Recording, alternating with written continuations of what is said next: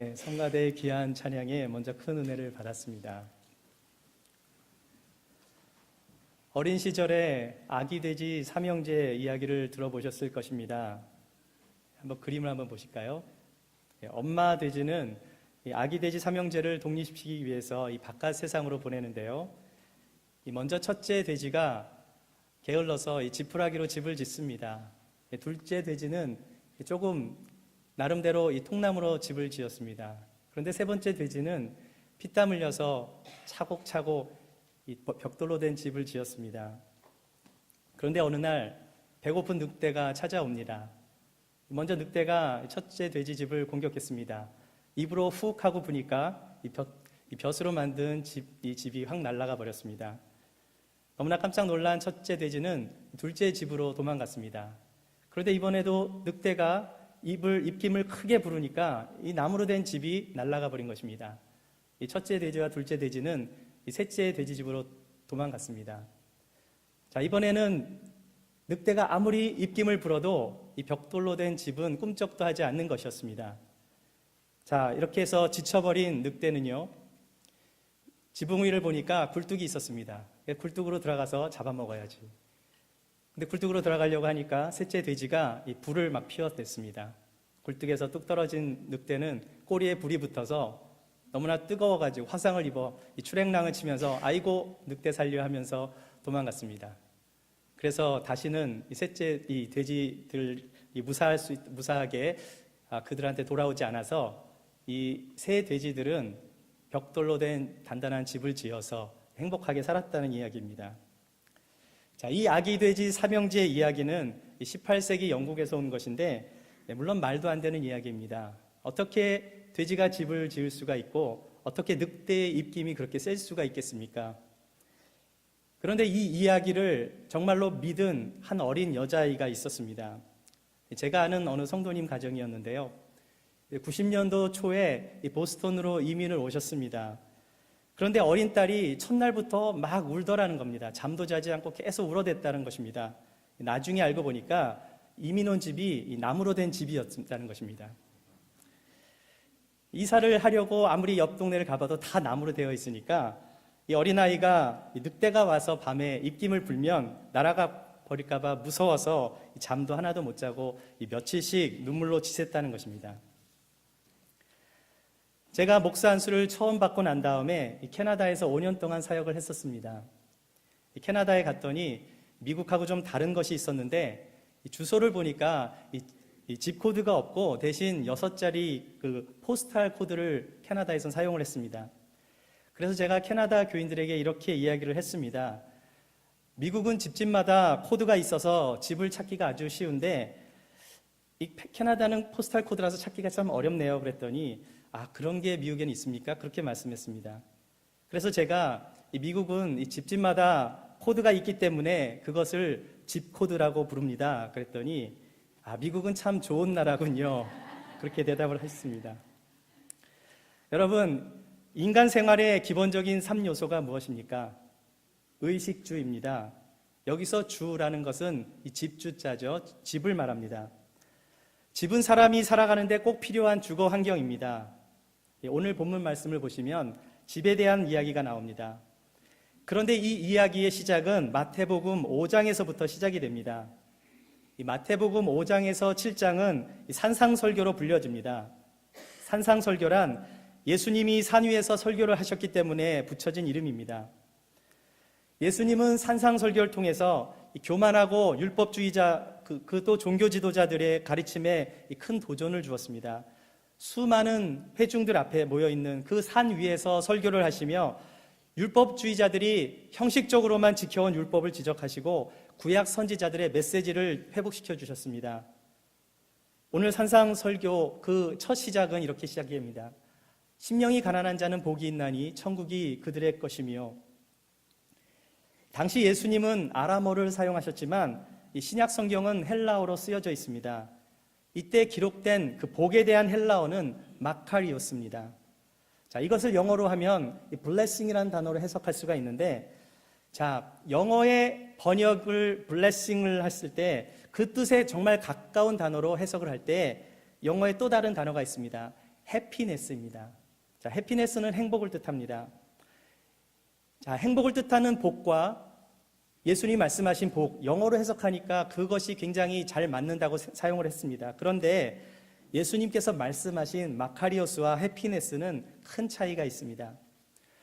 여러분, 해피네스는 우연히 발생하다라는 뜻의 동사 해픈에서 나왔습니다. 세상에서 말하는 해피네스란 좋은 일이 생기면 굉장히 행복하지만 반대로 나쁜 일이 생기면 불행하게 되는 것입니다. 따라서 세상에서 말하는 복이란 조건적이 되는 것입니다. 남녀가 연애를 하면 너무나 행복했는데 그래서 결혼하고 나니까 이 결혼의 꿈이 깨지고 행복이 사라져버리고 맙니다. 좋을 때는 행복하지만 안 좋은 일이 생길 때는 불행한 것입니다. 어느 신부가 웨딩드레스를 입었더니 너무나 행복했습니다. 그런데 10년, 20년이 지나고 다시 그 웨딩드레스를 입어보려고 하니까 안 들어갑니다. 예전에 기쁨을 주었던 그 드레스는 더 이상 기쁨이 되지 못하는 것입니다. 여러분, 오랜만에 좋은 물건을 사시면 기분이 좋지 않습니까? 그런데 한 달 뒤에 크레딧 빌이 날라오면 기분이 나빠지는 것입니다. 여러분, 조건에 의해서 행복이 왔다 갔다 한다면 그것은 진정한 행복이 아닙니다. 세상에서의 행복은 환경에 의해서 좌우되기 때문입니다. 그런데 성경에서 말하는 복은 본래 블리드라고 하는 피를 흘리다라는 뜻에서 왔습니다. 즉 피의 제사를 통해 얻게 된 것이 blessing, 축복이 된다는 것입니다. 자, 이것은 일회적인 행복을 말하는 것이 아닙니다. 진정한 행복은 일시적인 즐거움만을 말하고 있는 것이 아니라 영원히 불변하는 그 하늘의 축복에 대해서 말하고 있는 것입니다. 하나님께서 주시는 축복은 영원한 것이지 순간적이 아니라는 것입니다. 자, 우리가 천국에 간다면 여러분 진짜 축복이 무엇인지를 성경으로 배우지 않아도 그냥 체험으로 알 수 있을 것입니다. 마태복음에는 이 천국이란 단어가 34번이나 나오고요. 또 누가복음에는 천국이란 단어가 4번밖에 안 나오는데 대신 누가복음에는 이 천국이라는 말 대신에 하나님의 나라라는 말로 대신 사용을 합니다. 마태복음은 여러분이 아시다시피 유대인들을 대상으로 예수님이 메시아임을 증거하기 위해서 사용된 말씀입니다. 자, 유대인들은요, 이 하나님이란 단어를 사용하는 것을 좀 꺼려합니다. 왜냐하면 하나님의 이름을 망령되이 일컬지 말라는 말씀 때문에 혹시 자기도 모르게 하나님의 이름을 부를 때 실수할까 봐 하나님의 나라를 사용하지 않고 이 천국이란 단어를 대신 사용한 것입니다. 반대로 누가복음은 이방인인 헬라인들을 위해서 사용되었기 때문에 헬라 문화권에 있어서는 천국 그러면 그들이 생각하는 이 하늘은요, 이 잡신들이 모여 사는 곳이기 때문에 누가복음에서는 천국이란 말을 사용하지 않고 대신 뚜렷하게 하나님의 나라라고 표현한 것입니다. 천국이나 하나님의 나라 똑같은 말씀이지요. 여러분, 우리가 천국에 가야 하는 이유는 무엇입니까?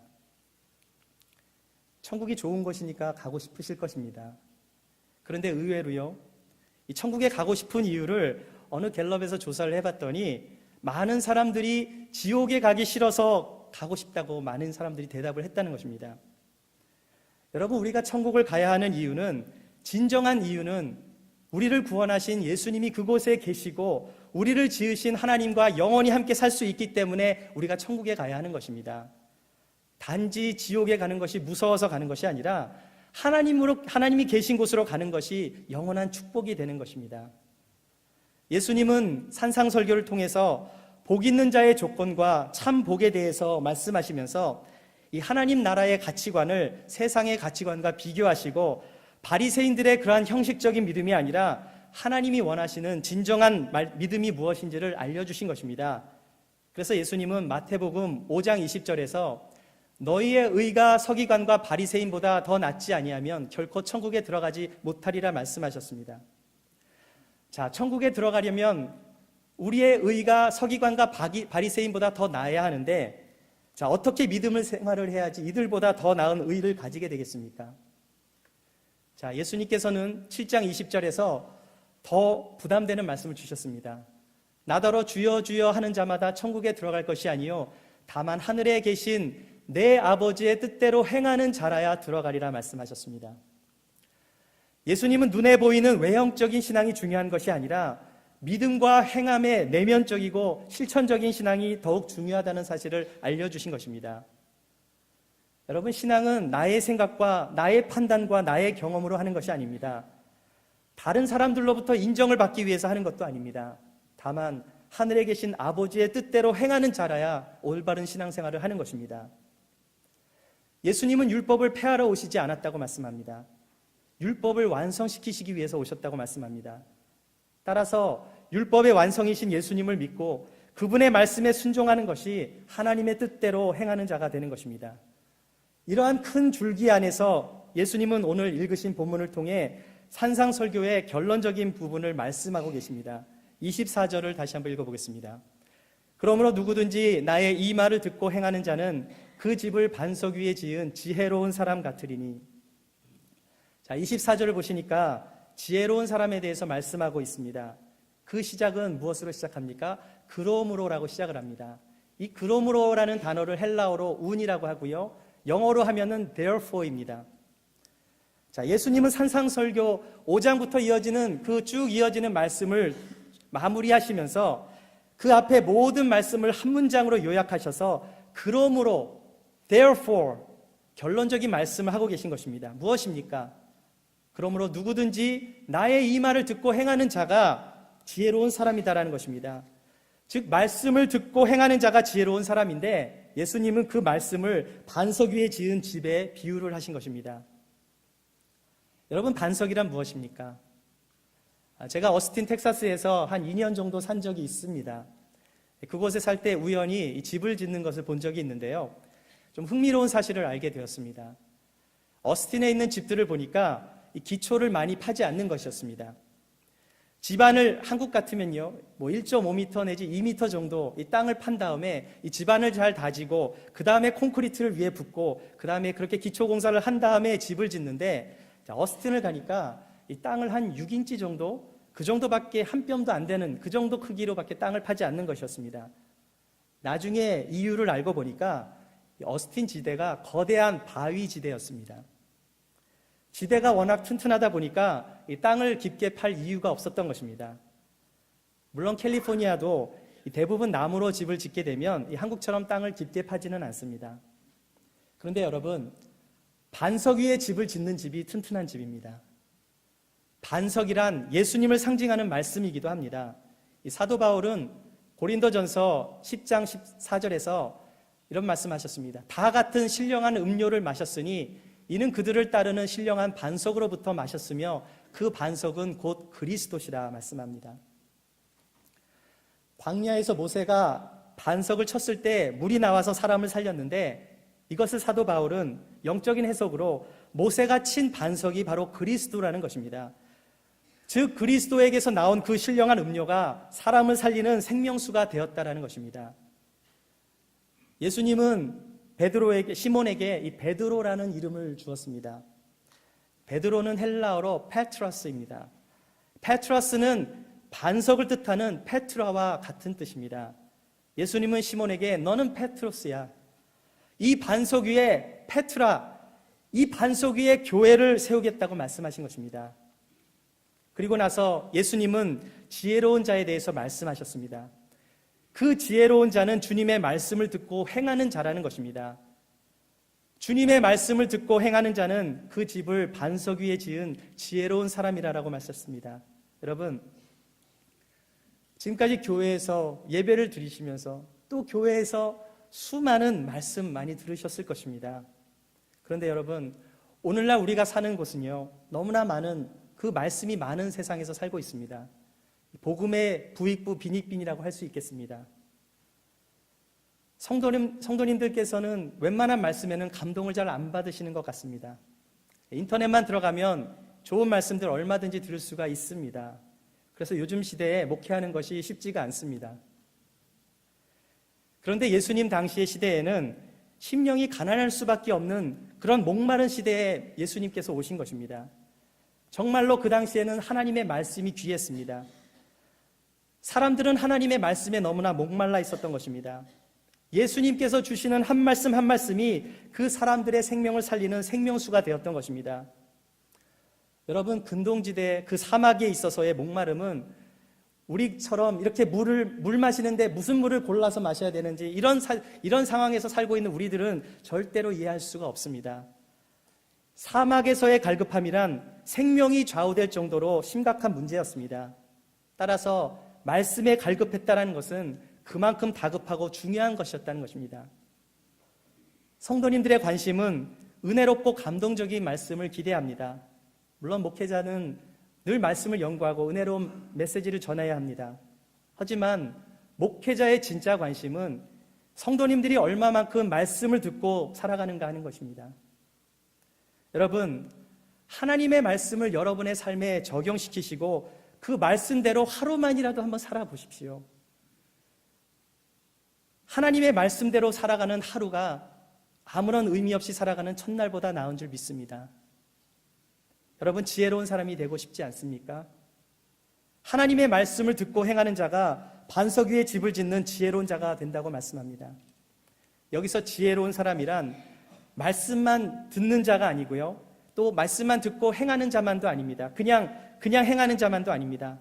말씀을 듣고 플러스 행하는 자, 말씀을 듣고 행하는 자, 반석 위에 지은 그 사람을 반석 위에 지은 지혜로운 사람이라고 말씀하고 있는 것입니다. 그렇기 때문에 반석 위에 짓지 않은 집은 무너짐이 심한 것입니다. 여러분, 집을 짓는데 시간이 많이 걸립니다. 그런데 무너지는 것은 한순간에 무너지는 것입니다. 공들여 세우는 것은 어렵지만 무너뜨리는 것은 쉬운 것입니다. 아무리 돈을 많이 벌어도 질병이 찾아오면 한순간에 무너집니다. 돈이 질병을 이기지 못합니다. 팔레스틴 땅은 사막지대이기 때문에 낮에는 햇볕이 굉장히 강합니다. 햇볕이 강하면 일사병에 걸릴 수 있기 때문에 예수님 당시의 사람들은 이 머리까지 덮는 푸대기 같은 그런 가운을 입었습니다. 그리고 밤이 되면 이 팔레스틴 땅은 사막이기 때문에 기온이 떨어져서 아주 추워집니다. 그러면 입었던 옷은 이불 대역으로 사용이 되었습니다. 자, 시편 121편 6절 말씀을 보시면 잘 안 보이실 텐데요. 낮에 해가 너를 상하게 하지 아니하며 밤의 달도 너를 해치지 아니하리로다 말씀합니다. 영어에서 정신이 이상하게 된 사람을 루너틱이라고 말합니다.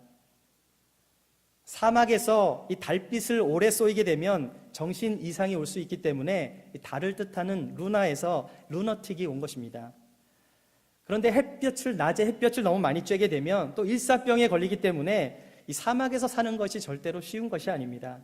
이처럼 낮에는 햇빛이 너무나 강하여서 뜨겁게 되고 밤은 너무나 추워지고, 자, 이 땅이요, 추워지고 햇볕이 쬐어지고 또 달빛에 받아서 차가워지고 뜨거워지고 차가워지고 이것을 계속 반복하다 보면 이 땅이 굳어지게 되는 것입니다. 그래서 얼핏 보면 이게 땅인지 모래인지 구분이 안 가기 때문에 그냥 모래 위에다 집을 짓는 사람이 있는 것입니다. 여러분, 어리석은 사람이 그래서 모래 위에 집을 짓는 것입니다. 땅이면 어떻고 모래면 어떻습니까? 그냥 아무데나 지으면 되는 것 아니겠습니까? 그런데 꼭 모래 위에 집을 짓는 사람들이 있다는 것입니다.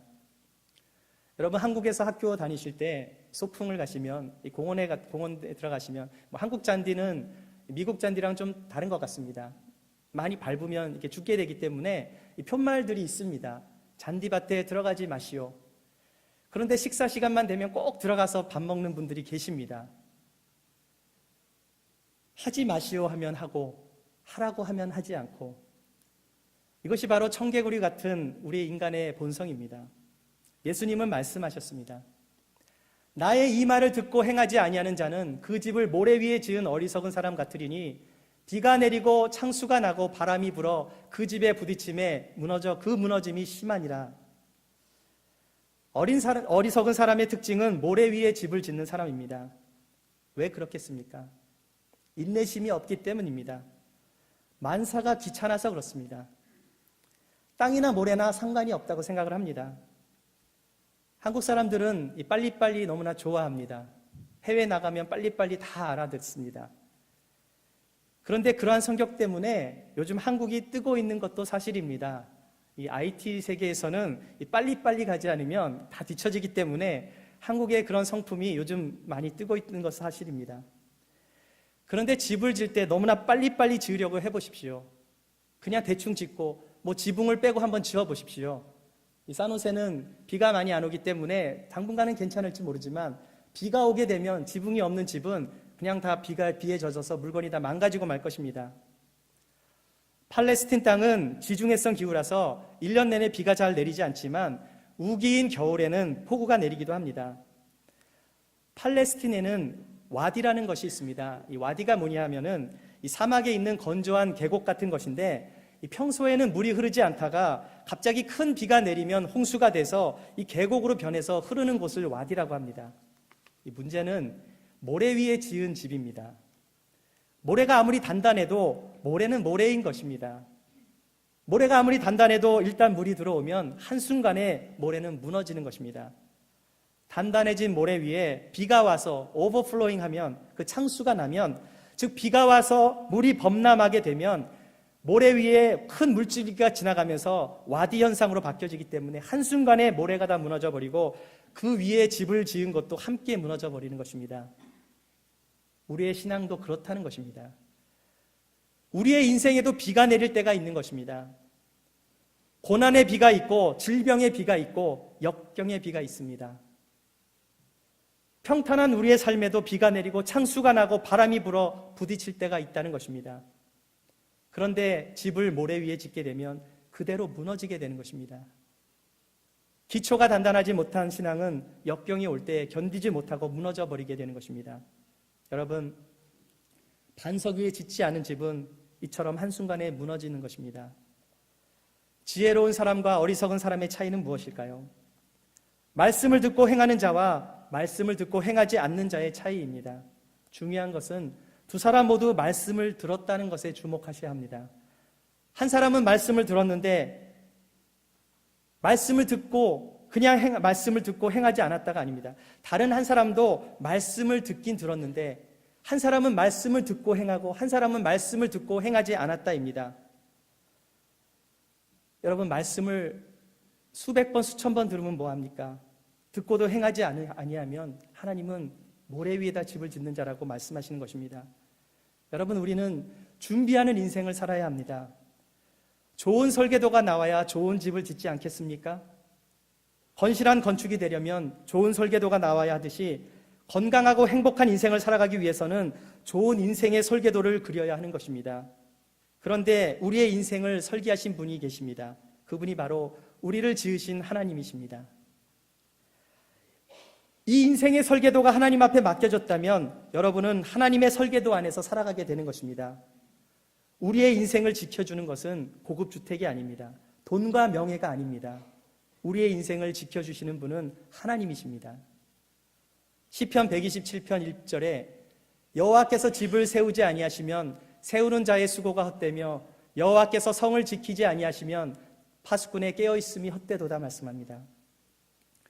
집은 가정에 비유할 수 있겠습니다. 또 인생으로 비유할 수도 있습니다. 즉 하나님께서 우리의 가정, 우리의 인생을 지켜주지 아니하시면 세우는 자의 수고가 헛되고 아무리 파수꾼이 지킨다 할지라도 그 파수꾼의 깨어있음이 헛되도다라고 말씀하는 것입니다.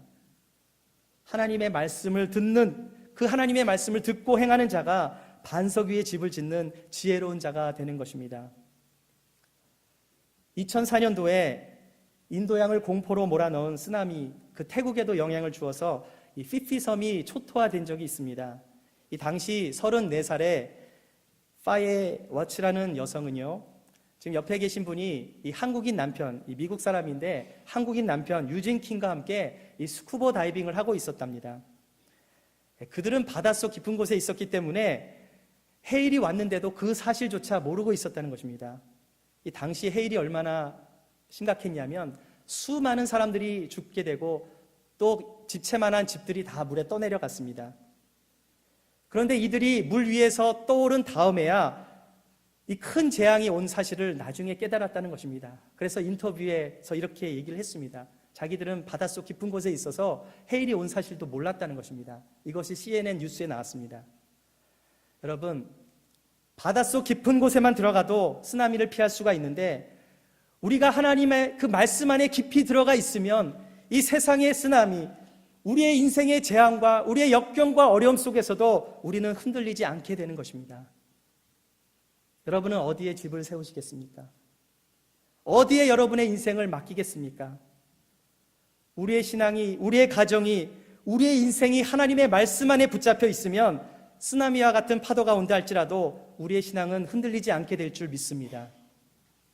말씀을 붙잡으시기 바랍니다. 복이 있는 사람은 오직 여호와의 율법을 즐거워하여 그 율법을 주야로 묵상하는 사람입니다. 지혜로운 자는 반석 위에 집을 세우는 사람입니다. 그 반석은 우리를 구원하신 예수님이 되시기 때문에 비가 내리고 창수가 나고 바람이 불어 그 집에 부딪히지만 무너지지 않는 것입니다. 하나님의 말씀을 듣고 행하시는 여러분이 되시기를 바랍니다. 하나님은 우리 모두를 축복하시기를 원하십니다. 그 축복은 하나님의 말씀을 듣고 행하는 자가 누리는 것입니다. 우리의 인생의 설계자이신 하나님의 말씀을 늘 가까이 하시고 그 말씀을 주야로 묵상하시고 들으시는 것에만 그치는 것이 아니라 그 말씀을 행하시고 순종하셔서 반석 위에 집을 지으시는 지혜로운 주의 성도님들이 되시기를 주님의 이름으로 기원합니다. 기도하겠습니다. 사랑의 주님, 우리가 하나님의 말씀을 따라 살아가는 인생이 되기를 원합니다. 말씀을 듣고 행하는 자가 되게 하여 주시옵소서. 주님의 말씀에 순종하여 말씀 안에서 우리의 삶이 변화되기를 원하오니 날마다 하나님의 말씀 안에 거하게 하여 주시옵소서. 우리의 반석이 되시는 주님을 의지합니다. 우리의 인생에 비가 내리고 창수가 난다 하여도 하나님의 말씀을 붙잡고 나아갈 때에 세상의 환난과 시련을 이기게 될 줄 믿사오니 반석 위에 집을 짓는 지혜로운 건석들이 될 수 있도록 인도하여 주시옵소서. 예수님의 이름으로 기도하옵나이다. 아멘.